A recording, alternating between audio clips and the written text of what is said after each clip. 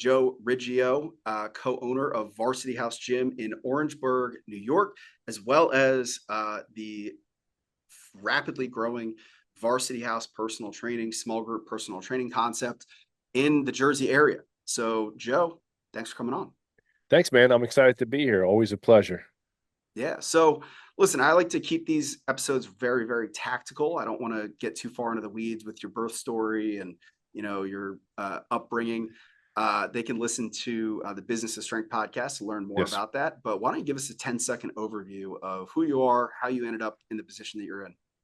Sure. I mean, just like most people, passionate about training, sports, kind of found the gym as a kid.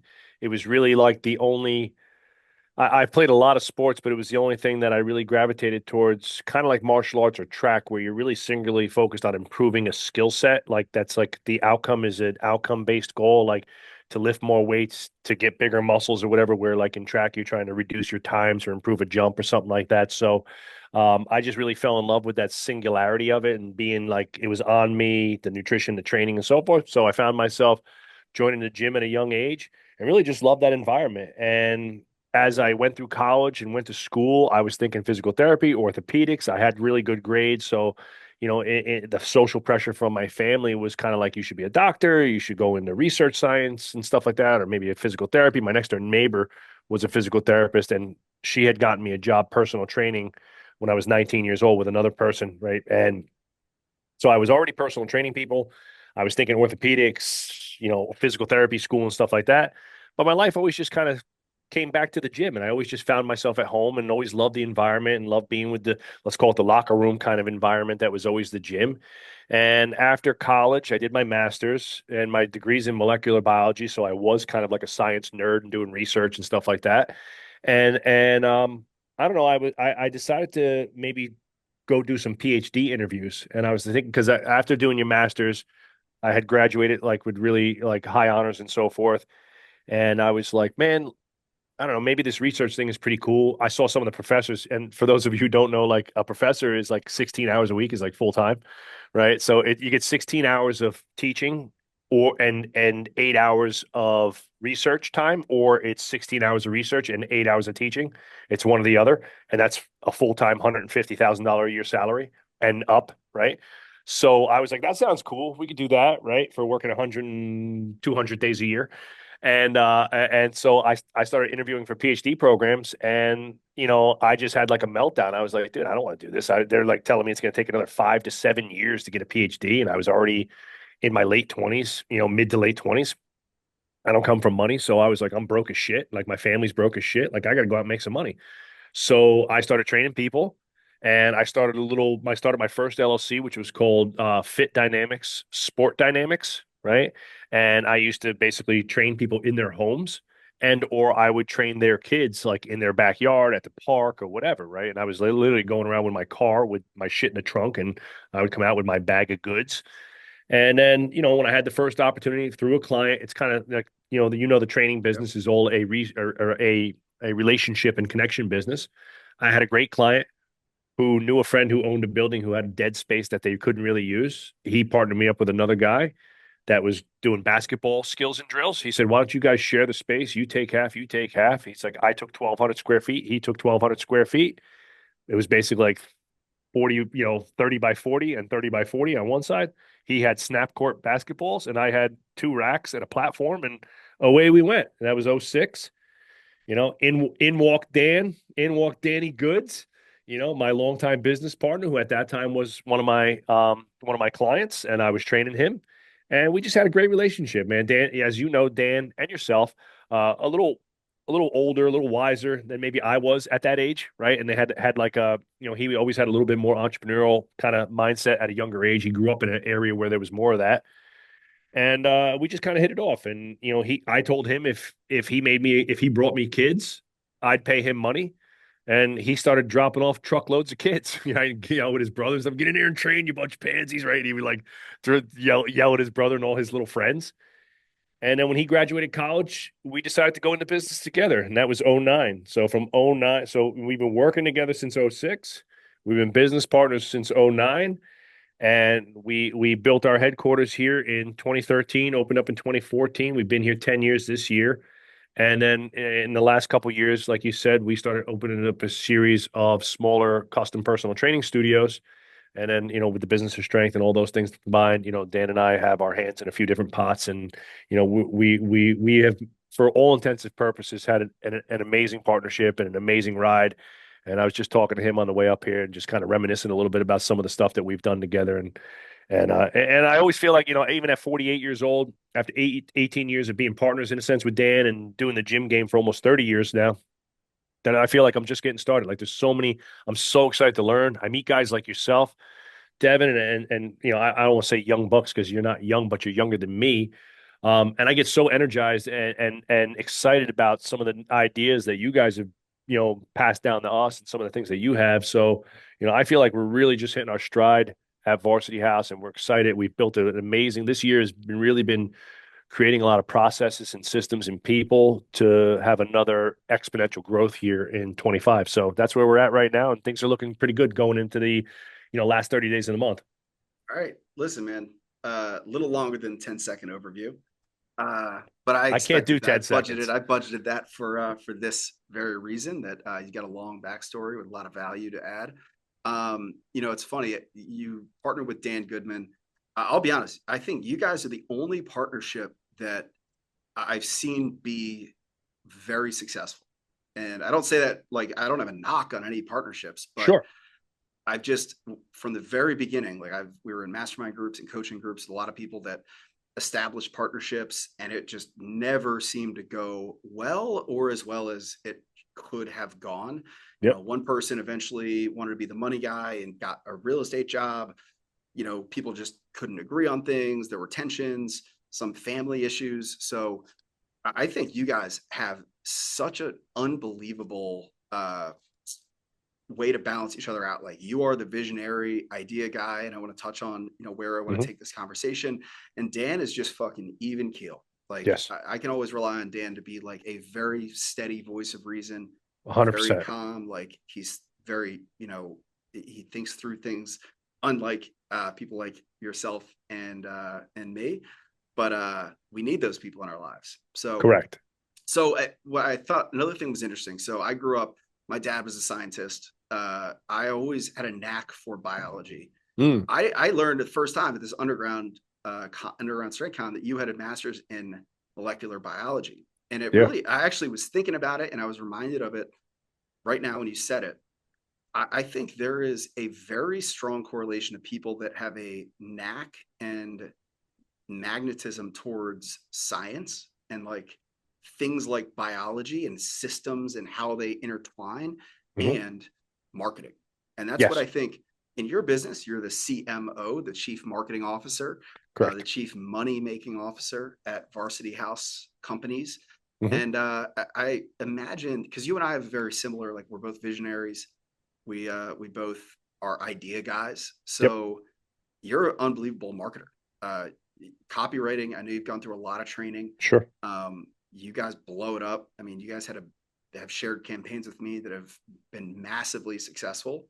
So, I mean, I would love to start and just talk about what are the marketing tactics or things that everybody needs to be doing in their fitness business, um, whether it's in 2025 or in their stage of business, because you've got them all. You've got a very veteran, mature business that over $1 million a year, close to max capacity.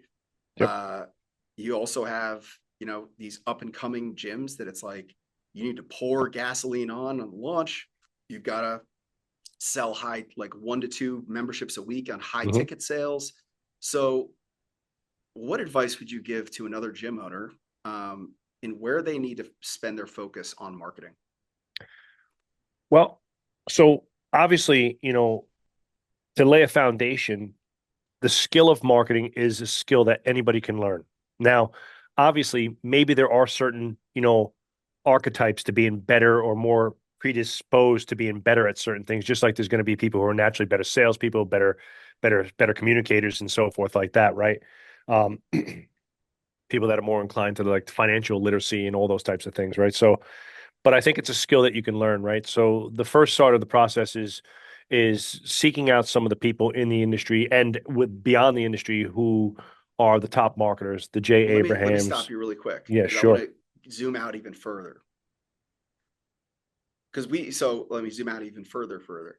So we've interviewed marketing people for gyms, people that have marketing degrees, and they Yes. never come in with the requisite knowledge. Yes. So what is the marketing that we need in these businesses? Because it is not advertising. It is not No, what you learn in school. You're not knocking schools. It's not what you fucking learn in school. So what no. is the marketing that you need to run a good business, a gym business?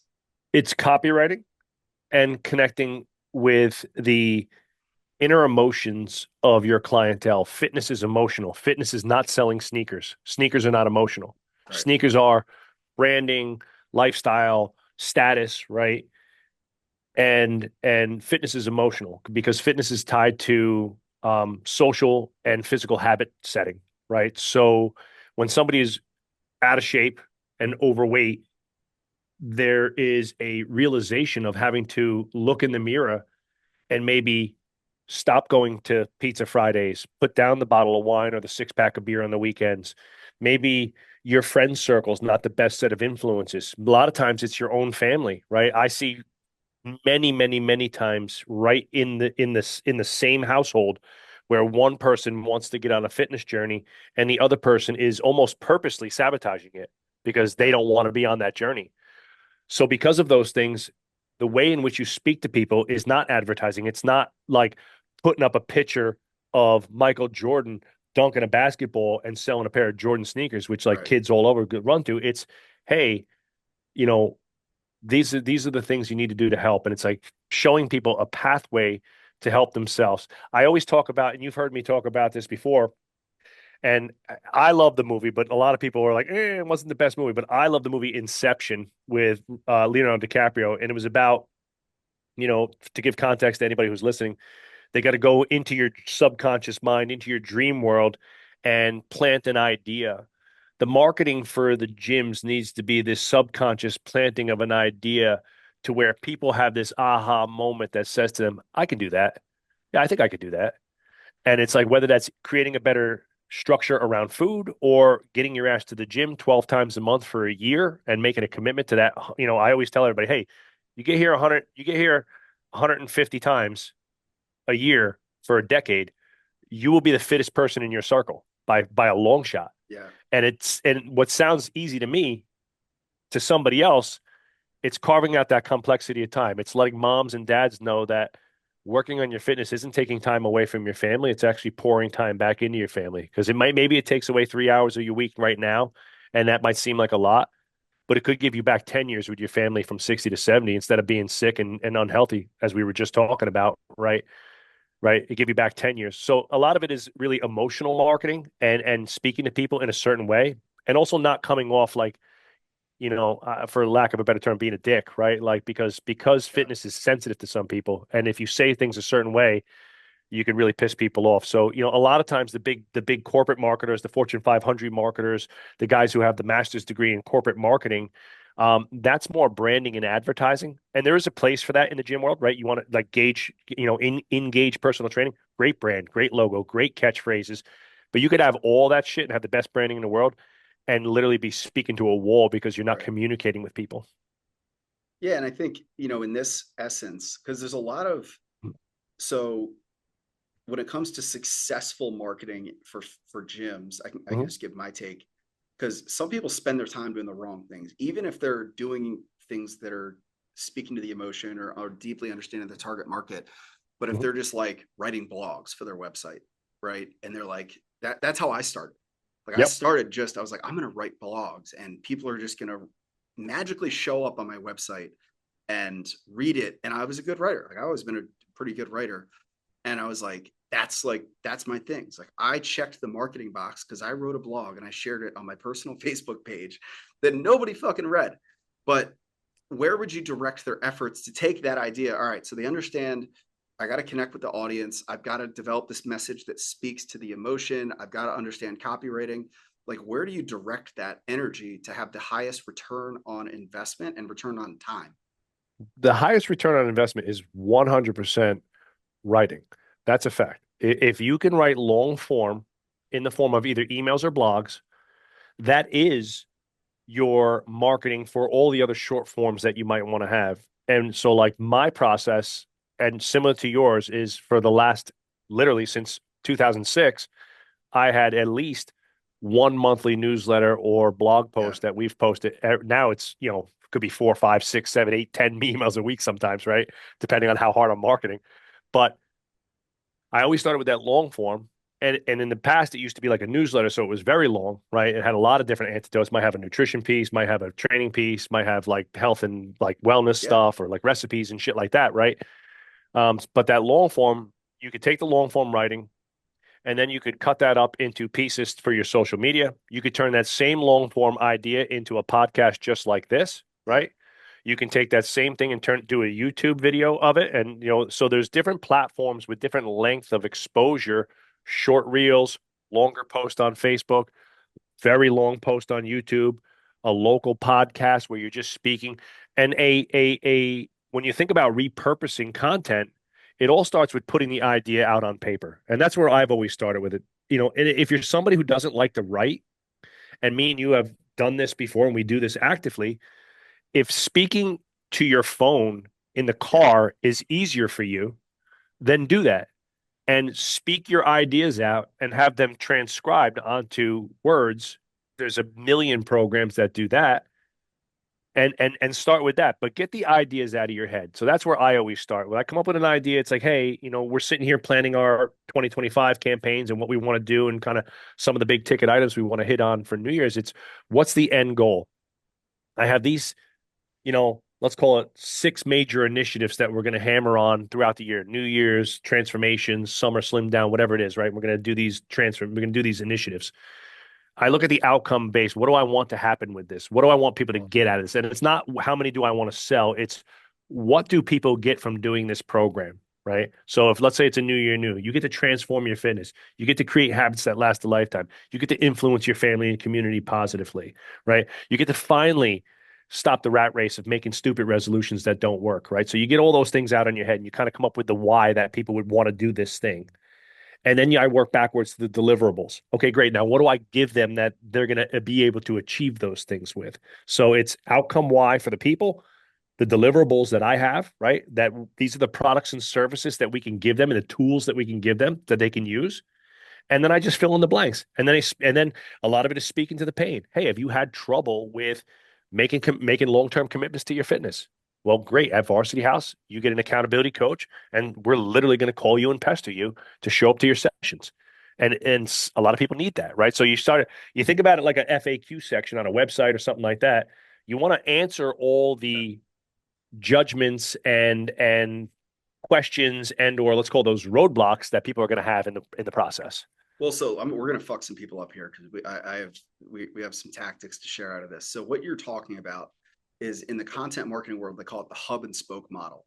Yes. And if anybody's listening to this, what he's saying is he creates like a really fucking good piece of content, whether it's like a long form article, whether it's like a playbook or a video series. So I'll give an example that we've used in the past. So I filmed I did an hour-long interview with Dr. Stacy Sims. So she's the foremost expert in postmenopausal like performance. So women, in their 50s, how to maintain muscle and lose fat, and that's very in line with our target market. Over 50 women that want to lose fat. I filmed an interview on my YouTube, and it was an hour long. I broke it out into like 5 to 7 micro clips that are like 3 to 5 minutes long. One's on supplements, one's on protein intake, one's on diet, best training, whatever. And then everything funnels. That's the hub, right? Mhm. And every micro piece of content, every email you write is a little bit of that info, and it funnels to that long form video, Yes. right? So I can write 10 emails that are like, hey, did you know that women over 50 should be taking creatine? I learned, a million things about, training women over 50 right here in this video. Click here to learn more. And if you Yep. embed that video on, say, a landing page, that you can have a pop-up that says, do you want to work with the foremost expert in people over 50? Like, that's how you capitalize on that one piece of content. So anybody listening, like, think about, and what I did, and it was kind of the cheap and easy way, is I stole credibility. Like I am not the expert on postmenopause, but Yeah. I paid her to do this interview. I paid her $2,000 for an hour interview. Probably could have gotten a Hmm. little bit less, but I reached out and I was like, hey, you've got a fucking million followers. You speak to my audience. I did an hour long interview. My big regret is the audio and video is horrible quality, but all those clips have generated well over 100,000 views on my YouTube. We've spun that into ebooks. We've spun that into meal plans. We've spun it into training plans. We've run, postmenopausal like specialty hit training programs, all based on the credibility that I stole from Dr. Stacy Sims. Thank you very much. And now I've got literally, if I want to like, hey, January is we're going to focus on this target market. I've got 50 pieces of content, 50 marketing materials that are already built that I can Yes. reuse every single year. Like if for me, and I've sent you some of our campaigns, we've shared a bunch of campaigns together. It always starts with a one pager. And the one pager is the who, what, where, when, why, how. I literally create a one pager that literally has who, what, where, who we selling it to, you know, middle-aged women 50 plus, right? Heading into menopause for the Yep. like the topic you're talking about, right? What, you know, a 4 week, postmenopausal training program that guarantees, improved energy, muscle building, and strength, right? You know, why, right? And why do they need this, right? And you go list that could be 50 things. It could be all the reasons why, right? So we start with that one pager, and then I just start writing, man. And I come up with some ideas. I might, like you said, I might ask a few people that are more pertinent on the topic. I look to a lot of trash magazines and Yeah. areas. I hate to say, but like Good Housekeeping, Woman's Way, Shape magazine, right? They've spent millions of dollars curating a cover for a magazine that they think is going to sell Yeah. millions of dollars worth of magazines, right? So these are generally pretty hot topics that all men and women are kind of in tune Well, to. let me stop it because there's another tactic here. And I've told that it's funny because I've told this to everybody I know whenever I talk marketing. Because everyone's like, I don't know what to write about. I don't know what to write emails about. I'm like, literally just go to the grocery store, Yeah. look at whatever is on Women's Health magazine, and it's usually like 8 days to a sculpted butt or, the 7 fat burning foods. And I'm like, that Yes. is your subject line. And they're Yes. like, yeah, but that's so corny, or like, I don't believe in that. And it's like, make it whatever the fuck you want. But that's your subject line. That's all that Yes. matters because they Yes. know they spent the money knowing that that's going to get opened and Huge purchases. money that we can't even begin to fathom. And sometimes I'll reuse that sub like the 7 fat burning foods. And the first line is just like, man, wouldn't that be nice? But here's the real fact. Like there is no fat burning food, but there's this, and then there's content there. Yep. Yeah. So I mean, so if you do that right, and now you have this, you start writing, and people say like, "Oh my God, it sounds overwhelming. 3, 4 emails a week. It sounds like so much time." Well, it's not once you lay out, once you have the base of the information. It's Right. pretty simple. And look, and give people the tactics now, like, and I know me and you use it liberally, but like if you create that one pager and you put it in Chat GPT and ask it to give you a bunch of heading topics for emails and stuff like that, it will do that, right? And that's a good, I never say replace true organic marketing, heartfelt marketing, and authentic voice with Right. a digital bot. But that sure hell's gets it to the 20-yard line. You're in the Listen, red zone. ChatGPT is the ultimate writing block buster. No I question. was just talking about it today. I was like, every time I'm like, fuck, where do I even start with this? I literally just word vomit into ChatGPT, and I'm like, there it Yes. is. It's always terrible. Like it spits out terrible stuff. Yes. Never use that for the bolt. Like it is so obvious if you're just Yes. using that for your content, but it will get you moving in the right direction. Yes. Like I said, it puts you in the red zone. It doesn't score the points. You have to, Right. you have to, you have to doctor it up, give it your voice, give it your spin. But it definitely is a great. I use it every single day. I use it every day, and to some degree, even on the business side, like you need an SOP for Yeah. your business, it's in there, right? So, there's lots of great tools and tactics there. But again, long form to short form, and cut things up for the people here, like again, like Devin and I have talked about copywriting, and it's just something that we were naturally maybe drawn to, right? I used to write a lot when I was a kid. I used to keep a diary and stuff like that. So, and I've always read a lot. So I think reading and writing kind of go together as kind of one A, one B. if you're not that person who doesn't like to write, but you're good at doing videos, you're good at doing content, well, do that and just start with longer form content. So I think like for a lot of the gyms out there that are getting started, right? And everybody, you're in that X's and O's mode of wanting and trying to be the greatest coach on earth, right? And that's a great thing. You should be the first step of everybody's journey in their marketing should be your product. Your product is the marketing at first. And you should be striving to be fantastic at what you do and be a great coach. If that's the case, all you have to do then is just showcase what you're doing. Film Yeah. that in services for your team, do a long form video of, hey, these are 5 tools that every adult should have in their tool belt when it comes to back health, when it comes to neck health, when it comes to shoulder health, whatever it is, right? And just start spewing, man. And then you take those videos and you could give a little knock to Matty Sims. You could pay a media company like Simmons Media or anybody else, and and you just cut those up into multiple content pieces. So if you did a 20-minute video on 5 exercises, well, that's 5 pieces of distinct content that you could have, and you could put them out to your community as freebies for the people you already have, and or as expertise content for people that don't know you, right? It's like, oh man, this guy seems like he really's got his shit together. Maybe I want to go train there or bring my kids there or whatever the situation might be. Listen, I'll tell you. So for anybody that's listening, if you're in that phase of running a gym where you're kind of like you're burned out from training, maybe you're letting your health slip a little bit. Here's, I'll be honest, like I've been in that mode for on and off for years where I'm not as disciplined with my diet and training as I can. My absolute best marketing comes from when I am working out because here's a writer downer: document, don't create. So don't try to reinvent the wheel. Like, don't try to come up with new topics all the time. The Mm-hmm. best marketing that I have done lately, and it happens completely organically. So we did some challenge at the gym, and it was like some fat loss challenge, and I was like, I'm gonna do it just to kick myself in the ass a little bit. And I was just posting, like I was weighing my meals out, and there was one day I just took a photo of my food scale and what I was doing, or sorry, I took a video and I was like, hey guys, here's how I'm weighing my meals. It's like I put my meal down here and here's what it does. Here's how I plug it in. Dude, I had like 7 people message me and they're like, I finally bought a food scale because you like that video is so helpful. And I'm like, I literally was just filming myself doing what I was doing anyway. Yeah. So that's If the you dig best if you dig marketing. back in And it our happened YouTube, because I was just doing the shit that I was doing. exactly. So it really, it's two sides of the same coin. Yeah, if you look back in our YouTube, there's a bunch of old videos called Varsity Grill, right? And I love to cook, right? And a lot of the questions when I was coaching people, obviously nutrition's a big part of fitness. So a lot of the questions I got back in the early days was, how do you eat healthy? How do you make time to prep your food? Like stuff like that. Like I always feel like I never have time to prep and this, that, and the other. So like I just started filming like my Sunday prep. And we filmed like Perfect. 6 or 7 episodes of like the Varsity Grill.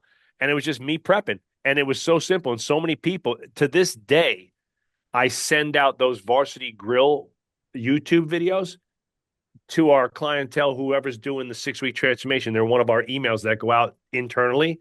And it's like, hey, man, these are old. You can make fun of me all you want, Gonna terrible say they're gonna video come in and be like, quality. Joe, I saw a video from your little brother. Yeah, exactly. Like I got no beard. I was clean shaven with no white hair or nothing like that. I was like, look, this is a younger, dumber, way less audio. The audio quality and the video quality is terrible, but they're great. But everybody's response is, dude, the recipes are great. You made it look Yeah, so easy. You gave me hope that I can spend two. I tell people, food, you know, abs takes 2 hours a week, right? And that 2 hours is your food prep on Sunday. If right. you spend 2 hours thinking about your food and prepping your food, you do that. Marketing, setting up your gym for success is 2 hours a week for most gyms. Now, for a bigger gym like mine with multiple arms and stuff like that, multiple gyms, the business of strength, lots of things, it's a lot more time than that. But for most people, if you spent 2 really good hours a week on your marketing, planning it, deciding what was going to go out, having a structure, right? And that really comes down to like, again, you want to go tactic here. We're setting up the year end, 12-month calendar. What are we doing every month? What's the big internal, external initiatives? What are we doing for referrals? How are we engaging our community? Lay those things out ahead of time. Think about it: seasons, New Year, spring training, March Madness, Valentine's Day for the sweethearts, right? Summer fun, summer slim down, 6 week transformations. If you're an athlete based gym, think about it as the seasons that athletes revolve in and out of sports. Lay that all out on a calendar, get it planned out, have a schedule for your social media. My magic formula for marketing is 3 social media posts, 1 email a week, 5 handwritten cards or personal text message to clients. If you just did that every single week, the majority of gyms that are Yeah. listening to this that are in that 0 to, let's call it 250, 300K would crush it. But the problem is most people won't do that 3-1-5. They won't do that for 52 weeks in a year. They'll get distracted and it's like, oh shit, I forgot to send out an email for the last 6 weeks. And it's like, all right, well then your email's Yeah. done, dead. Listen, the irony of the gym owner that is looking for the secret pill are usually on the marketing side are typically the ones that would never tell their clients that there was a secret pill for getting in great shape. They're like, you just got to fucking show up every day. But let's talk about, so just to give a little context, let's just use let's give both. Varsity House Gym. How Mhm. many leads do you guys get every week? At VH, I mean, I'll tell you right now, I'm gonna go right to. I have my So I'm scorecard asking because sitting I here. want the world to see how you track data and how easily you can access that data Yeah, using I, scorecards. I literally have my scorecard, my marketing scorecard on my desk every day, and I look at it every single day. So this is just so digital leads. On a weekly basis, I'm getting on a uh, so on a weekly basis, I'm looking for about um 25 leads a week. All right, In so in roughly at HQ here, I'm looking to get in the range of about 100 leads a month. Okay. so let's talk weekly. Okay.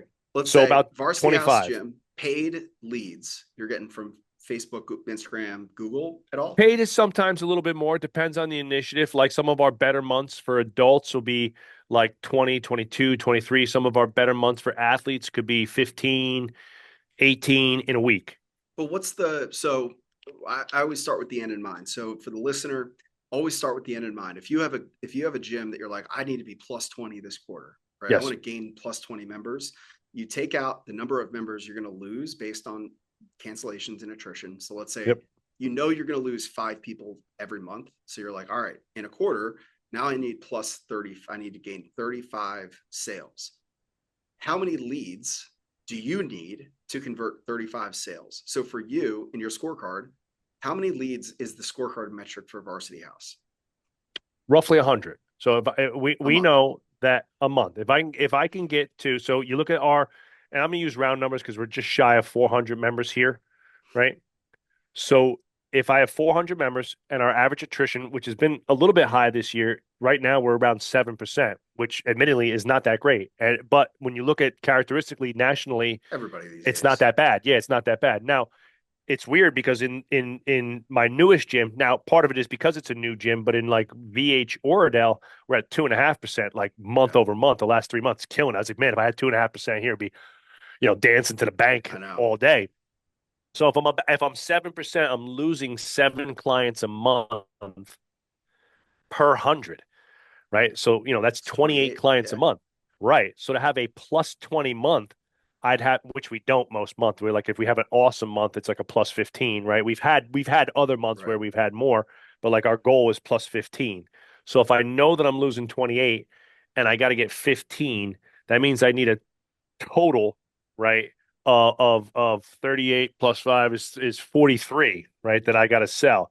And that's roughly going to be about 100 or so leads that we're going to convert slightly less than half of them into memberships. And that's all sources. So that's digital, they're going to convert less. That's referrals, that's reactivations, So I want right? to I want to stop you because this is the juice that I want to give our two listeners. So you're like, to grow to the rate that I want, which we have episodes on how to calculate that, how to build your Mhm. scorecard. You're like, this business needs 100 leads. Gun to your head, right? December marketing plan. Yep. It's Tuesday, December 3rd today. Yep. Gun to your head, you've got to get 100 leads in the door. What exactly are you doing? And you don't have to give the specifics in the copy, but like, Nope. what are you doing in each channel to guarantee that you're getting 100 leads this month? Sorry. The first person you always got to market to is yourself, right? Second person is your team. You got to believe in the product and the process. So yesterday we had our advisory team meeting, and I'm putting the marketing tactics that I've learned and the communication tactics that I've learned to my team. We got 30 days left. We got to dial up all the notches as people are making judgments on whether or not we are the place for them in 2025 to help them win their fitness. So that's number one. And number two is, I believe in what we're doing. My team believes in what we're doing, and that makes that flows the belief onto the gym floor. So everybody's excited, right? So All right, we got all the I can't soft stuff out of there. I can't stress that enough. Yeah. Second tactic I'm running is a referral campaign all day. If you have clients, ask them to send their friends. And what we're doing right now in December is a referral competition where they can win varsity bucks towards their membership for referring their friends above and beyond what our normal Right. referral give is. Our normal referral give is 100 is if you refer a friend, we'll give them $100 off their first month. If they join, we'll give the referring client $100 off their next month. So it's a win-win for both of them. With the referral competition, we've just juiced that up a little bit. So if you refer 3 people, we bump it up to 400, right? If you refer 5 people, right, we're going to give you $1,500 towards your membership, right? Because the ROI on Right. referring 5 people is ginormous, right? The last December, we didn't have anybody hit the five client mark, but we had 4 people refer 4 clients. So that was Wow. 12 referrals right then and there. From that, I think all in That's last 16, December. but I I'm think sorry, that's 16. Sorry. Last December, we wound up getting about 28, 29 referrals in the month of December. So yeah. that takes me a third of the way to my goal of 100. Then I'm going to throw some gasoline on the digital ads if you're running digital ads. And that might be in the form of more money So and let's or stop just before we leave the referral thing, because this okay. is one that, like it sounds so sexy because referrals convert the highest rate. How do you make it at all predictable? Like, what real estate do you cover to put out a referral thing? Is it because we use a Facebook group? We've got physical real Yes, estate in the walls of the gym. We have an correct. email list. But how are you getting this messaging across? Is there a landing page? Is there one door that everybody goes through, or is it like some people call the gym, some people are dropping notes off? The more you can reduce friction, and as one of my favorite marketers, specifically that I think flows over extremely well to the gym game, is Donald Miller. So for everybody listen, Yeah. here's a tactic. Go read, Business Made Simple, Marketing Made Simple, right? Story brand is a great way to think about building a story around your marketing, especially when it comes to fitness. And so the first step in the process is, we have the flyers in the gym. We have a email that went out yesterday morning. We have a post in our private Facebook group. You want to make reduced friction. We have a opt-in landing page that just says, refer your friends here, right? And we'll do the rest. So the ease of operation has to be really simple for Yeah. people. It literally needs to be point and click, Now right? So here's a little tactic, and I don't know if you guys do this, but so think about I don't know any of my fucking friends' phone numbers or yeah, emails. Like I got my best friend in the world, I don't know his phone number. So if I came across a link, right, because everyone's using their phone, if I came across a link and it was like, oh, refer your friends, and I had to go out, find my friend's contact, copy it, go back in and like paste it or try to remember it, I, that's a big friction point. So one of correct. the things that we did is we just said, and it's the way we use this Go High Level system for our CRM. The Yes. way it works is we made a custom field that says your name, and that's like in parentheses, like the member's name, the referring person's name, and the regular input your name field, right? So meaning, uh, if I was new, that would populate myself as a new contact. Yes. I changed the input field to your friend's name. So if I'm a member, I don't think this is 100% legal. I am creating a contact in my system for my friend. Now, it is just their name. Okay. So it's not their email or phone number because I want to reduce friction. I know their name. I don't know that I can go and But it's a copy their conversation piece. Hey, Joe, yes. I saw you put your friend Mark in, you know, let me get Can his you copy contact us on an info. email? Yep. Can Yeah. you copy us on an email? When do you want to bring them in? So think about any fucking friction point. You got the The landing page, you best, got the the form. best Yeah. for us, the best thing that's worked for us is simply now, obviously we use Go High Level as well, and all the members here have a communication number that is basically their customer service number, right? That we have at each gym, right? That they can Yeah. talk to their coach or change their schedule, whatever they need to do, right? So the email and the post that goes out is all you got to do is CC. You don't have to give us anything. Just CC us on an email, CC us on a text together. We'll take it from there, right? And we try to make Yep. it super simple because everybody like either has the gym and or the friends, so they just on the text feed. It's like, hey, Coach Mike, this is my friend Mark. Hopefully you guys could work it out. He'd love to be a member. And it's like just to make it super simple. We've done, like you said, like referral landing pages and stuff like that. But CCing us on an email is number Perfect. one. CC us on a text number two, right? Yeah. And then And the like reason why I listen, think for the God's email is number sakes, one is because it's a little if bit less intrusive. You don't want to always be giving yeah, away your friends' phone numbers. and for God's sakes, anybody listening, and I hope my team, which I know they're not, are listening. When you get the referral in your personal email or text message, put them into the motherfucking CRM. Oh yeah. Put them into your leads pipeline Yes. because if it Yes. just sits in your inbox, it's gone forever. Well, that's Um, if we go back to tactics on referrals as a whole, right? I think one of the big issues, and you heard me talk about it at recently at the Underground Strength Con, we talked a little about referral marketing, was referrals almost unequivocally across the board. If you ask most gym owners what's their number one source of lead generation, they're going to tell you referrals. And then when I say, well, okay, great. How many referrals what's the percentage that you're trying to obtain? How many referrals do you have to get this year? And they're dumbfounded. They don't have any idea. yeah, And it's like, well, the first thing you need to do is create a system around referrals. And you asked me before, how do I make it predictable? I make it predictable by having great systems around referring so that I know that there's multiple levels of referral opportunities baked into the business so that they can refer at different points in time.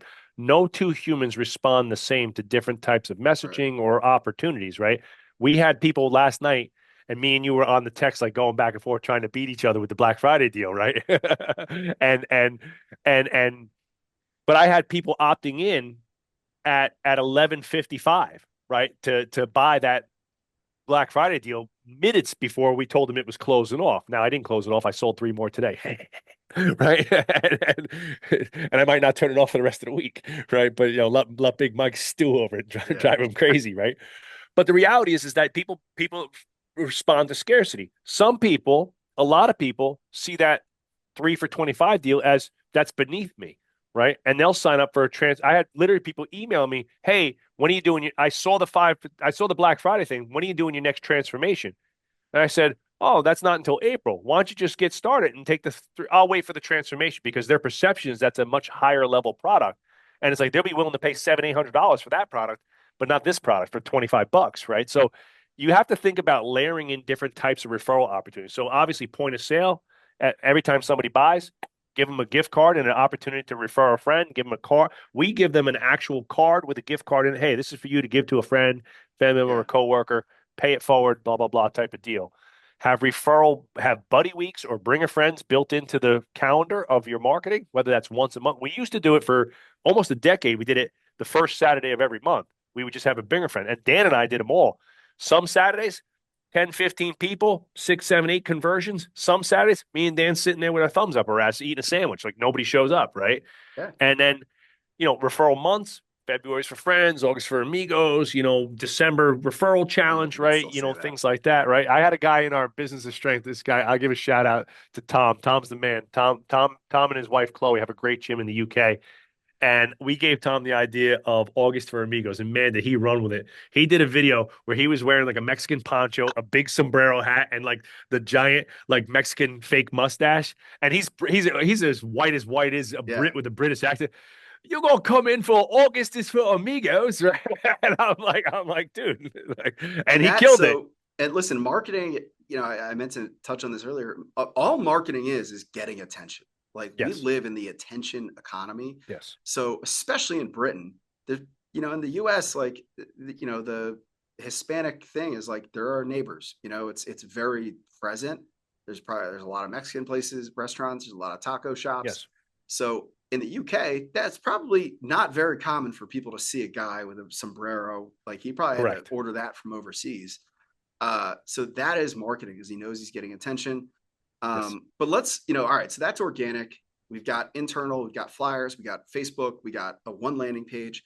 Let's talk. Everybody wants to know: should you run paid ads? So, I mean, we didn't run a single paid ad until 2018, I believe, 2017, right? And so, you know, for the majority of our, let's call it for the first 11, 12 years, we didn't run any paid ads as a company. And it was all organic stuff, right? And that's just a lot of hustle marketing, we'll call that, right? Right. And I had a list of about 8,000 people, right? So on our email list before we ever ran a digital ad. So when you think about that, like there was a lot of hustle. And again, I'll answer the question of digital ads. Should you run digital ads? But the reason why I'm setting this up is because digital ads are a band-aid, quick fix, tool. You pay for simplicity and ease, or the idea of simplicity and ease. But the reality is that they're not that easy and they're not that simple. And they take a little bit more time and energy than you think they do.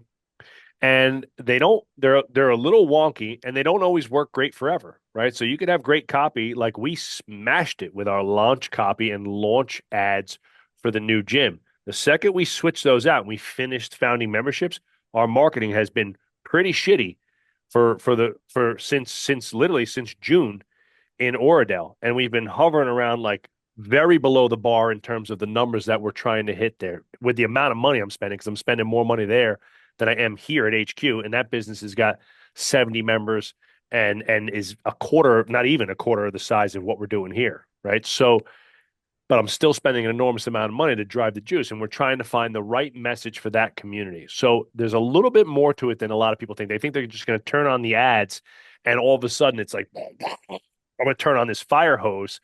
Well, that's what all the marketing agencies are promising. Honestly, Well, I mean, the it's reason my ads have worked, the ads are another tool in my tool belt. And I think the reason why, or let's call it one of the reasons why ads will work better for me and you versus somebody else, maybe, is because we have all the other ancillary inputs being checked off. So when somebody sees an ad, they go to Google for reviews and a great Google page for validation. They go to your website, a great converting, well brand scripted website that speaks to the pain and problems that you're trying to solve.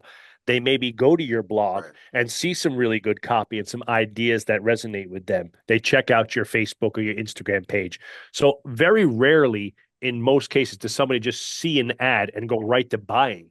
If somebody, again, because fitness is emotional, requires habit change and lifestyle changes, they usually do a little bit of research in the process. And so if you don't have any I'll of the stop you. It's not other, usually. It is a hundred it's percent almost of the always time right. that by the time they sit in front of you to talk to you, it is your sale to lose, and that's a sales conversation. But they Yes. have done the homework. They are looking for you to fuck up the close. They're looking Well, for a I mean, reason look, not to buy. my whole we're doing the sales summit in January. My whole talk is based on selling through your marketing, because Yeah, your marketing should have people three-quarters of the way sold by the time they come to see you. Like yeah, they should know who you are, what products you have, and how you can help them when they sit down. And obviously, except you get like the one weirdo who just drives by, like, I think I'm going to join a gym today, brrr, like pulls into the parking yeah. lot, right? But the majority of people don't come through that. So the short of it is yes and no, right? You should not run ads until you have mastered the art of marketing and you understand your verbiage, right? Every business has a set of verbiage, right? To steal Donald Miller's idea, they call it a brand script, right? Every business, Nike, BMW, Engage Personal Training, Varsity House, right? Whatever it is, there's a brand script. These are the words that we're going to use to, in a sense, communicate our message to our people, right? And then we just reverberate those over and over and over again in a whole bunch of different packagings and formats. And if you don't have that straight, ads are going to be shit no matter what, because again, you're usually your copy's not good and your ads are not good. And if you just turn over your business to ad agency who doesn't understand how to write gym copy, your ads are going to flatline anyway. Once you have some money and you've built up a bank of let's call it credit, if you will, on the consistency, and you have good referral campaigns, and the referral internal referral business is kicking off clients on the regular. You have a regular email or newsletter or communication feed that goes out to clients regularly. You have external outreach, meaning you're going to community events and stuff like that. You're out in the community and the community knows who you are. Now you can pour gasoline on your business by running digital ads. And that will then, take your business to another level. I don't think many gyms from the 0 to 250K range when you're starting out as a solo entrepreneur. Now, for us, it's a little differently because we're launching, Right. the We're personal not training boots business. on the ground. We're not boots on the ground. The personal training businesses and they're also, these are not passion projects anymore. These are profit Right. projects, Yeah. right? And there is a clear distinction there. In part of the launch budget that we're setting up, we're putting in a large portion of that budget into the marketing campaign, roughly 25 to $35,000 of the 150K that we're going to run Right. with, right? So for most like passion project guys, like I'm going to start a gym and I'm going to win. I'm going to be the best coach in the world, right? And you got your first 50 grand. You're going to open up a gym. You don't have 25 grand to dump on marketing. You probably spend all of it on equipment and Right. facility outfitting and stuff like that. So once you think the time is right and you have some consistency in your marketing and you feel like you've gotten pretty good at delivering the what we'll call the defensive side of marketing, the referrals, the reactivations, and things like that, the community stuff. You've been out in the community. Now we can go on the offensive, and that's dumping a lot of time and energy into content creation and the digital ads. Now, the digital ads, as you know, Devin, still require a decent amount of content creation. Yeah. Again, you look at us, we're seasoned vets. We have pretty large, successful businesses. So we have the money to buy content and media. We're a media company. I have an agency that we work with on every front. We have a social media agency, we have a digital ads agency, we have a CRM agency, right? And it's like you have all these people together, and that all costs money, and that helps me increase my speed and output of content creation.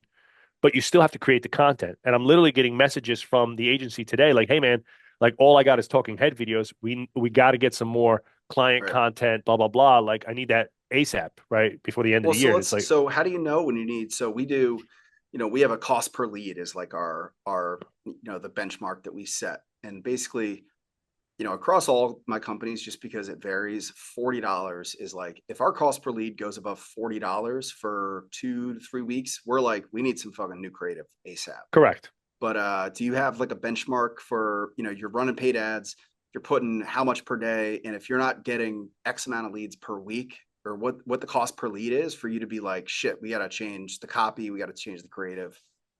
Generally speaking, it's similar to yours. So for Varsity House HQ here, right about $40 a lead. Now, and as a whole, when we're launching, because of the amount of money we're spending, we're getting $20 leads, Yep. $15 leads, and they're super, but we're spending, $200 a day, $250 a day on ads. So Yep. it's expensive, right? And so, but as a benchmark, right about $40 a day. I'll let that stretch up to 50 if I'm still trickling in the leads, right? As long as the leads are there, I'll let it run. Yeah. But that is a strong indicator. The increase in cost per lead is a strong indicator that the copy's dying out and getting old, right? And as a general rule, if you want to just again, if you're somebody like myself who likes to just have it black and white, I try to create a new piece of content or a new set of content every single month Yeah. so that my media team has new content every month. So whether that's a photo shoot in the gym for client content or it's a variety of things that we use here, which is like our Slack feed. So all of our coaches are responsible for getting at least one piece of content a week, posting it in our Slack feed.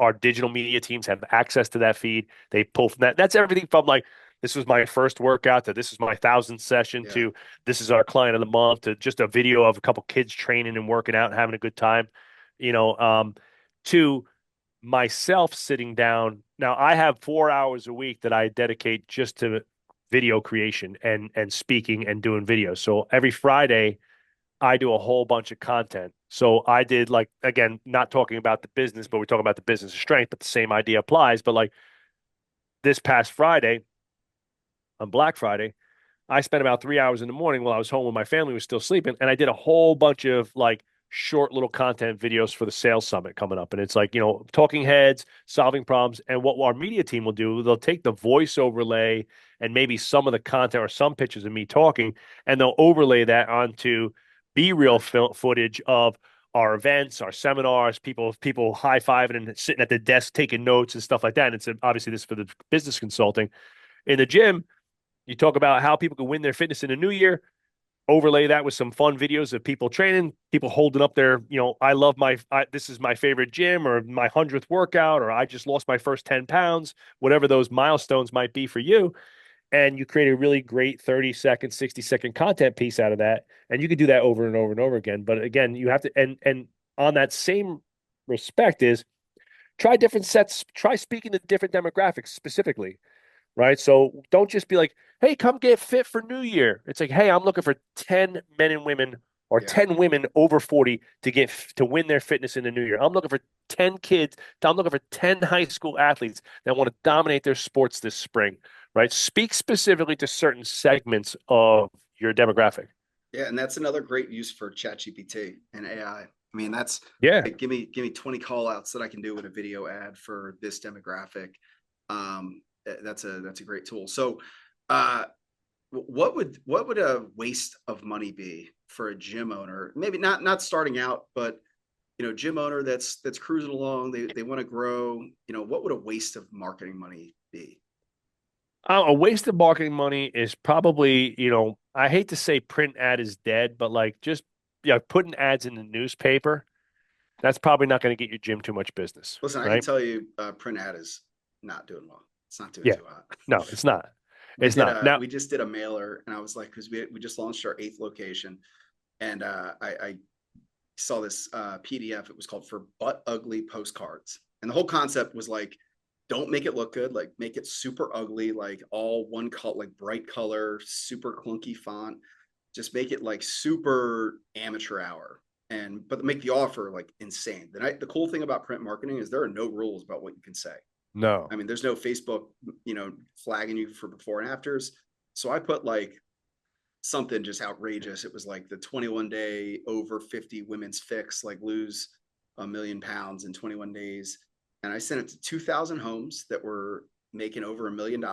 Sorry, no, over $1 million homes in my 5 mile radius. Yep. 2,000 postcards went out. We got one person to submit contact information. Now, this was $2,000. It cost me about over 2 grand to do this campaign for 2,000 postcards. We got one person to send contact info. They never converted. So that's just Well, one. Again, that's one test. and I think print ads are hard for gyms, but again, we go back to the emotional side of it. When people hear me speak, they hear my conviction. They hear my passion. Like, hey man, I've been doing this for 30 years. I helped my mom at 72 years old lose 125 pounds. Our oldest client is my favorite guy, Hugh. He's 76 years old, and him and his wife are in here every day winning their fitness. I can help you do it too, right? And it's like Right. that comes off so differently than just getting a postcard in the mail. And again, Right. the likelihood that somebody's going to see this postcard, be so inspired that now they're going to change their entire habit sets to come to your gym is very low. Now, Yeah. is it possible? We've had a little bit more success. If there's one tactic for print ads, it's the new home buyer. Like Yeah. I get a list of new home buyers in a couple of the communities that we're in, and I send them a welcome packet, and that welcome packet has a letter that's welcome to the community. One of the best, we're so excited to have you. One of the best, hardest parts about moving to a new community is making great new friends, right? One of the best places to do that is come join a gym where you get fit and meet great community members, right? And we give them a free month, right? So the Yeah. offer is really strong too, right? And that's done, like I said, out of all the print ads we've done, we've had the most from that. But we're talking about in the totality of 3 years of doing it, maybe 10 clients total. So let me because I have a funny story about print ads. So I fucking romanticize about print digital, or sorry, I'm gonna say direct mail Me too. working. I wanted to work so bad. So I bought this book, and it was called Outrageous Direct Mail Marketing. And it was by Robert Glazer. the Dan Kennedy guy. Hmm. Hmm. And I found this campaign and I was like, this is it. This is the one that's going to work. And I sent, it was 500 homes, and these were former clients. So 500 homes, or people in my mind body database, 500 Yes, homes. I sir. sent one letter that was like, just a regular, like, hey, love to see you back in the gym. Nothing too crazy about it, except they call it the coffee stain mailer, where I put a fake coffee stain on the envelope on the back, I and love that I shit. hand wrote 500 of these. It said, sorry. It was like, sorry, this was my last envelope. I just wanted to make sure you got it. A week later, same amount of homes. I had these little wooden coins. You can Google these, that are little wood chips like you buy at a bar when you buy a round, and it has the letters TUIT on it. So to it. And the letter was, hey, I know you said you wanted to get back in the gym once you got around to it. So here's a round to it. So it was a round TUIT. It was a little chip that said to it. And I was like, now you've got around to it. Come back to the gym, scan this code. That's pretty cool. The third week, I had I bought an Amazon giant bag of little tiny plastic bugs, and I filled envelopes with like two or three little bugs, and it said a letter that said, sorry to bug you. This is my last chance to invite you back to the gym. Guess how many people that got back into the gym?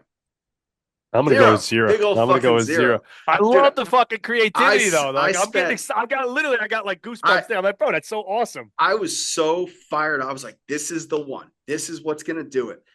I did it because that took over a month. Like the planning, the buying all the shit, fucking the coffee stands on every envelope. Like I literally had I had a fucking coffee mug that I was stamping on envelopes, and then With I had to coffee hand write the and things, envelopes. dude. So fuck direct mail. Yeah, direct mail Fuck for gyms is hard, things man. like It's just Clipper magazines. Do not no, do no, Clipper no. magazines. Don't It's fucking put different. on You're the not selling diner power washing for placemats. your home. Power Right. washing for your we have a big power washer here. He's one of our like favorite and best clients, been with us for a million years. Got a big power washing business, right? He makes a fortune on direct mailers because it's simply like, oh shit, yeah, I want to get my fence clean. Done. Yeah. It's like there's no emotion and Right. have nobody's got a habit set. Nobody has to go, fuck, man. I don't need nobody telling me that like I shouldn't be drinking a bottle of wine every Tuesday. Like that's I don't need nobody telling me that shit. Yeah, it's like going to therapy. Like you're not gonna, Yeah, go to therapy because you got a letter in the mail about it. So, all correct, right, so let's correct. put a bow on gym marketing. So you go all in on content. Tell the Yes. brand story, speak the language, connect deeply to your audience. Start with that big piece of content like a video, blog. Maybe it's some kind of case study or article. Have the hub and spoke funnel Yep. tons of micro pieces to that. Have a great offer a friction free door that they can walk through. Then you go referrals, litter your gym with flyers, put shit out there, have your coaches talking about it, have a Hmm. form that's very easy for them to fill out. Paid ads are the last kind of thing, because if you can't do that, you're not going to convert paid ads. Let's be No, real. no. If you're not connecting with people in any other fashion, paid ads are not going to solve your problem, and you're going to spend a lot more money. Yes. Uh, if somebody did want to go the paid ad route, how Mhm. much money do you think they should spend per day on Facebook, for example? I mean, like we've toyed with so many different variables in terms of ad spend, but I would say for the majority of gyms, it's quite a bit more than what they think they need to spend. So, we in our business consulting, group, I have a lot of gym owners who see what we're doing and they get excited and they run their own ads to the tune of like 10, Ten 20, dollars a day yeah, $10 a day, $20, even $20 a day, and they don't get a lot of traction. doesn't And the work. reality is right now, like just to give you an example, like I'm spending 500 I was spending up until open enrollment, which is we've dumped more money into, which are athlete open enrollment. I was spending $500 a month specifically just as evergreen athlete awareness marketing. And here's the exact number of digital leads that I got in October and November until we added another $1,000 to that for open enrollment. These are week by week. 3, 5, 4, 2, 4, 7, 6, 3. So Right? I think you might have misspoke. You said $500 a week. No, five. I'm sorry. Yeah, 500 a month. 500 a month. Okay, Right. So very minimal amount of money right. But to somebody who's a brand new starter, they might be like, well, that's a lot of money to be spending. And that doesn't include ads management, which I pay a management fee to the company. Now, if you're doing them yourself, I'm just telling you, you just pissed your money away because most people do not have the technical ability to run their own ads. So, in my opinion, the minimum spend you have to be ready for is $1,000 in ad spend plus whatever management fees you're Right. going to incur. So, in the real reality of running digital ads, you're looking at probably somewhere in the realm of 1,500 to $2,500 a month That's a really in good, in yeah. in ad spend, right? To start. Now, if you look at like our business now, I'm spending 100K a year Right. on Easily. digital marketing.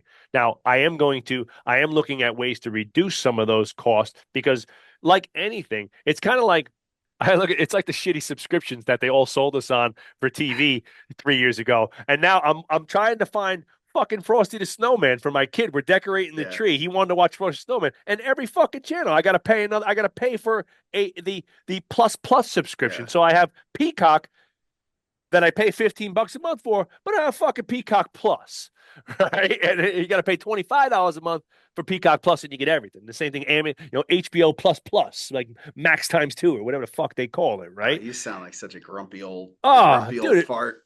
well, I mean, when you add up all your shit, but the same thing Yeah, happens no. with your business, right? And all of a Yep. sudden you start going down the digital ads road. Now I got an agency. Now I got a social media company. Now I'm paying, I look at my bill at Active Campaign, which is our email delivery service, for $700 a month. I look at like, you start looking at all your tech because again, and that doesn't include text, right? So No. when people say digital ads, if you start texting people as part of your marketing campaigns, that's a completely separate added fee. Our text bill last month was $800. That's not nothing to most No, not businesses, at right? all. So all these things, all of a sudden, they start to really pile up. So before you break the seal, it's like cracking the seal. It's like taking Yeah. your first piss at a night out drinking beers, right? Once you crack the seal, you're peeing all night, right? Right. Once you crack the seal on digital ads, it is a deep, dark rabbit hole that you can go down. Yeah, because it's one thing to like, you're like, I'm gonna boost this post, which I don't even know if it's still a thing. It's like I'm gonna I don't boost even this know. post, and it's like, oh shit, I gotta use the ads manager, and then it's like, then I need an ads agency, and then the ad agency is Yeah. like, you need a professional camera to shoot your like. It all just keeps spiraling. I mean, So look, I mean, we're doing a podcast. You yeah, were just showing me all your fun new toys. I got a brand new HD camera. I got the new, $300, ear things. I got this new digital, same thing, a little mixer thing we got here. And it's like, it starts to compound. So, again, great marketing is having a lot of really good messaging out in the Ethernet so that again for people that are going to respond to text, email, digital, whatever it is, right? Because people are all into different shit, right? You got old school disgruntled motherfuckers like me who maybe like I'm going to respond the quickest and easiest to an email or a text message. You got younger people who are glued to their phones and glued to their social media. They might see a social media content and they start following you and they really like what you got. And it's like that might be drive them to your thing, right? So you have to have a really good website. And if there's a couple things to leave people with that are just like really tactical, right? One, spend some time with your brand script. Look up Donald Miller, look up, Jay Abraham, look up a bunch of, there's yeah, great Seth Godin, there's tons of guys out there, right? And you look up get some great marketing, but get your verbiage down. Create a sales packet for your business. Who, what, where, when, why. Now, this is who we are, the products we sell, what we sell, the problems we solve, how we solve them, why they need to be solved, all that kind of shit. Get it out in a couple pieces of paper. Then, right, create your marketing calendar. What am I doing every month, 12 months a year? Discern that down to a weekly action plan. I have to get this done every single week, right? And get that out and done. Then it's, you know, I look at that as a totality. Have I done this thing for a long period of time and has it worked well? And then we can start to move down the rabbit hole of digital ads and just kind of compounding the interest that I built. But you have to have a good converting website. If your website is like pictures of you and your name and brand logo right across the center of the page, it's not a good website. It's not going to convert. Like you have to have the problem you solve straight in front of people, right? So again, when people join our consulting group, I always do a website wireframe for them and like kind of break down their website. yeah, And almost all the websites, it's the giant company logo right in the center of Yeah. of the field when I pull it up. It's like engage personal training. It's like, all right, well, that's Nobody cool, gives a but it shit. doesn't, Yeah. yeah, no one gives a shit about that. It's like, helping clients win their fitness for lifelong, improve lifelong health or whatever, whatever your slogan might be, right? But you have to have that right in front of them, your headline, if you will. So those things totality. Then again, when I do finally hit the go button on digital ads, there's all these different components that people can check in on.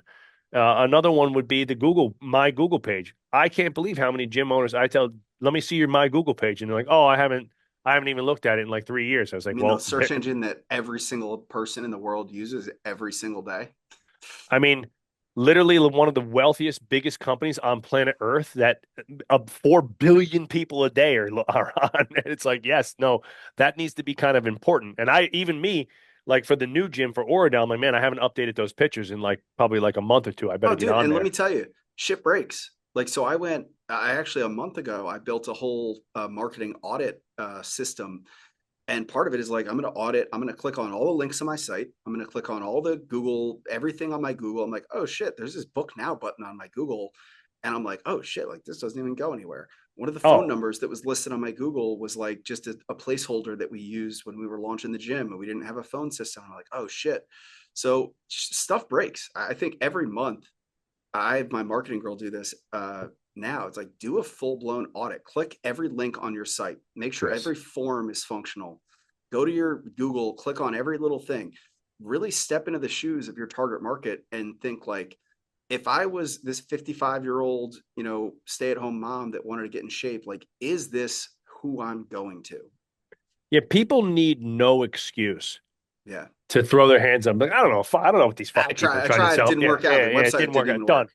Done. It's like literally instantaneous now. Nobody has any pain. Now here, I mean, maybe it's a little bit better where you are. You're a little bit further, like, but like here in North Jersey, it's like fuck you, this fucking Well, website dude, and piece we of shit. get, I get frustrated because every now and again we'll get, because we have 8 locations. Our facility leaders are not the owners, so sometimes they don't like take care of every little nuance like Yeah. that I would if it was my gym. And we'll get a comment on our ad like, I reached out a week ago and I never heard back.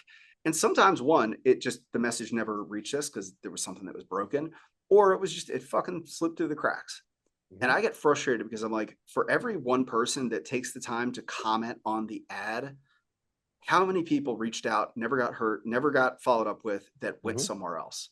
Like, you've Yeah. got to button up those, like, make sure every entry point is locked down and then check it every 2 to 3 months to make sure nothing broke. Yeah, you should be looking at your ads too, because people do comment on them, right? And it's just they might not opt in, but some people, again, for whatever reason, they don't Reply to opt them, in. engage with them. But exactly, but they comment like, "What's the price?" or something like that, right? Message them and say, "Hey, look, you can come in, blah blah blah. Let me tell you about our membership fees. We have this, and this, blah blah blah." But that goes, unchecked a lot. And I think like, you know, the one piece of digital that I would absolutely recommend though is a CRM. You got to have a Yeah, CRM. 100%. You got to have a digital hub. The days of like, once you get past your first like 25 clients, right? And you're writing people down on pen and paper and shit, like you got to have a digital hub. And that's so your leads don't get lost and that you can build some Right. automation and you can build a client lifecycle and all that shit is once you pay for your CRM, the other stuff like creating a cool like client lifecycle drip of content is easy. And then because Right. every time you just get a new client and they get one in the CRM, it just kicks off. Think of all the basic stuff that you need to educate your clients on. You could get that sent to them automatically over the first like 3 months of their journey. It's like the welcome email, nutrition packet, food logs, have you come in for a tune up? When was the last time you did a weigh in? Let's get you on the in body scale, whatever it is. Yeah. And you could just have all those things set up in your CRM. And that makes it that is marketing, right? That is because you need to market internally to your people constantly. We get stuck on thinking about getting those new shiny clients from the outside world, right? But we already have people in here paying money. And you Right. can't forget about them either. So there needs to be cool shit for them to have too, like cool new products, new services, new, whether it's digital packets and stuff like that. Like we're always trying to find something that we can like, we do the big calendars here. So like one of our like year starting, like one of our year end / New Year's tactics is we call it goals one, we give everybody one of those big ass calendars that of 2025. They get a Yeah. huge, like it's like a 2 by 3 foot calendar that they can kind of visualize their year on. I do a goal setting and accountability webinar that will kick off like mid-January, and I'll do that as like a Zoom call where we'll invite our entire community. It's also a referral ploy. Hey, bring if you Right. got friends who need some help, everybody's welcome. It's a free webinar. Hop on, let's have some fun. Sit down for an hour with Uncle Joe and we'll plan out our year, right? And we'll have a good time. And I'll give them some basic tips and tools that I've used with myself and other clients for the last 28 years of doing this.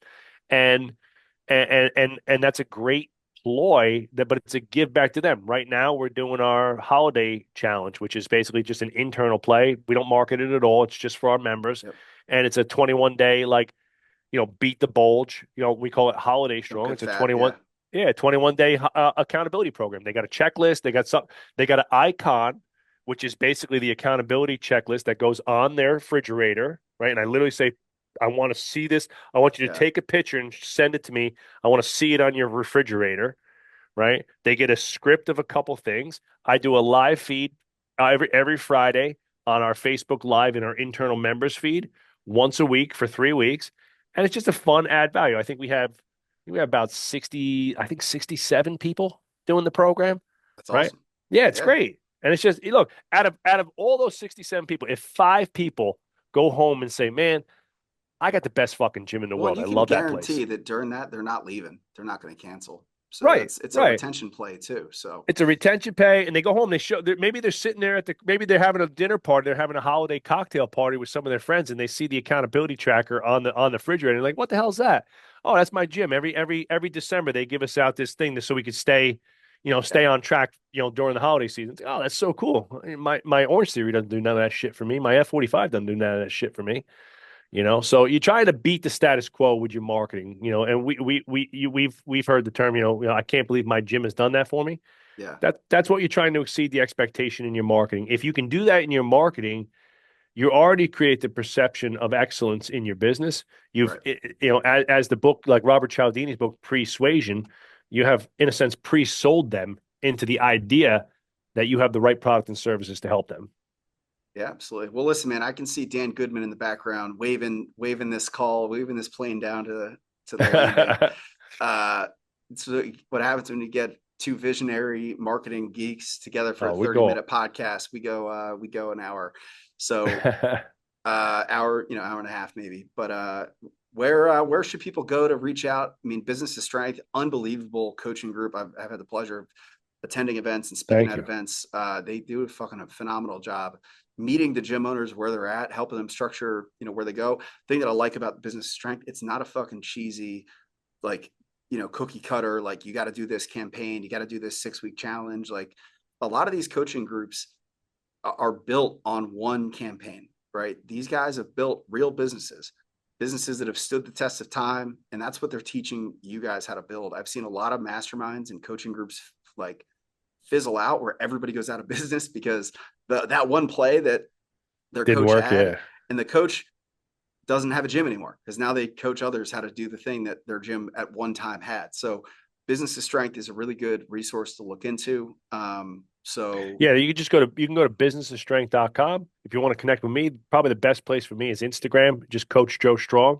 And you could shoot me an email, check out our content there. And obviously if you come to the Instagram page, Business of Strength, businessofstrength.com, Varsity House, you'll find all of us in our content. The majority of things kind of link back. But if you go to my business page, I'm pretty open and honest. I have a free booking link in there, so anybody could book a free strategy call.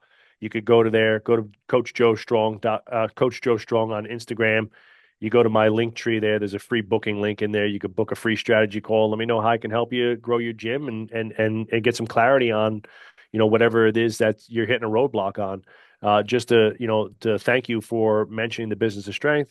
I do think one of the things that separated us from a lot of other coaching groups is that it's actual like one-on-one and small group coaching where it's not just like here's these digital assets that you get and yeah, go at it, everybody. It's we do a live onboarding, a live SWOT analysis. We do an actual each gym gets a fully detailed individual growth plan, and I hold you to the fire. And it's like, Devin, you said you were going to get that shit done, and it's not in my folder. Where is that shit? And it's a weekly, bi-weekly calls with us. So that's separate. It does mean that the group is smaller and a little bit more intensive. But that's how we like it because we really want it to be impactful. So I'd rather have less people where we're doing Right. deep work as opposed to just be like, here, run these 50 plays, and it's just a whole bunch of. I've gotten a lot of groups where you just get like a giant like folder deck of like digital Yeah. assets, and you get lost in a sea of shit. And I feel like Here's I'm your more Christmas confused play. sometimes. Here's Yeah, your yeah, like, yeah. yeah, here's your bring a friend packet, and it Now, just throws now I shit at a just have wall. more ideas, and I think Hermosi's been saying this a lot. You don't need more ideas; you need to take more action, and that's I Yeah. think where our group comes in. Yeah, he learned that from you. Well, Joe, thank you so much, man. This is Thanks, going to brother. make a great episode, help a lot of people. I appreciate your time. You're the man, dude. Later. Hey guys, thanks for watching. If you like this content, make sure that you like and subscribe to get more of the content that you want to see about growing your fitness business. You can click any of the videos here to see other episodes, but I want to hear from you. So drop some comments into other content that you would like to see.